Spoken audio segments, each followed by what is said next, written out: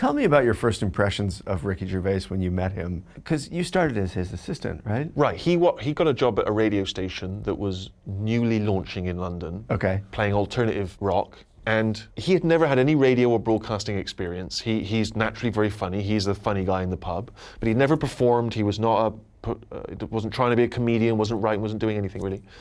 And he got this job behind the scenes at this radio station, and he immediately rightly realized he didn't know what he was doing and that he should get an assistant who could kind of cover for him, basically. And I happened to have sent my resume because I was trying to get into radio.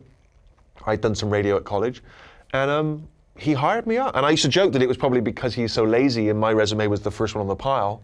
He's like, this kid will be fine. Really? And he called me up and we kind of hit it off. And so I moved to London and joined him as his assistant, and very quickly realized that he'd probably get us both fired. Just because he was quite lazy, and the boss sent us an email after about a week it was just an email that just pinged in, and it just said to both of us, what the f am I paying you two bastards for? And I've cleaned that up. And we panicked, and so we went on the air and we started kind of goofing around with some of the DJs. And that seemed to go well, and that was well received, and we were suitably funny in a kind of little double act way. And then he sent us another email, the boss, about a week later, going, that's the funniest I've ever heard.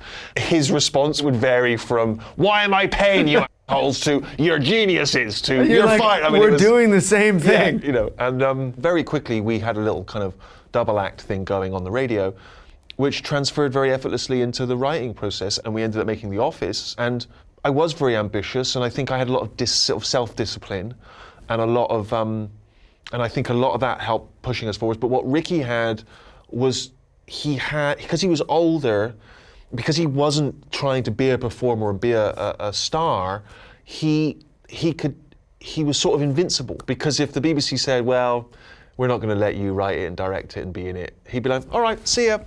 And they go, wait a minute, because he didn't care. He was, you were like, no, and I was let's like, listen to them. Oh, honestly, we'd leave a meeting and I'd be like, let me do the speaking next time. What is wrong with you? Because he'd just be like, it wasn't kind of an arrogant thing. It was just like, I'm just here to, to try and do something that I think is good. I'll shoot off, doesn't matter. I'm 35, whereas when you're a hungry 20-something, any opportunity you're going to want to grasp.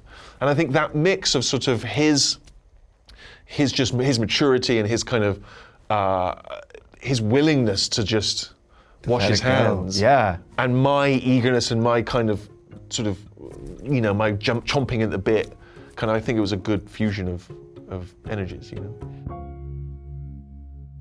Hey folks, thanks for watching. If you like what you just saw, then why not subscribe? Click right here for lots more off camera. And if you want to see the hour-long version of these conversations, I'm going to give you the secret link. Here it is, offcamera.com. Check it out.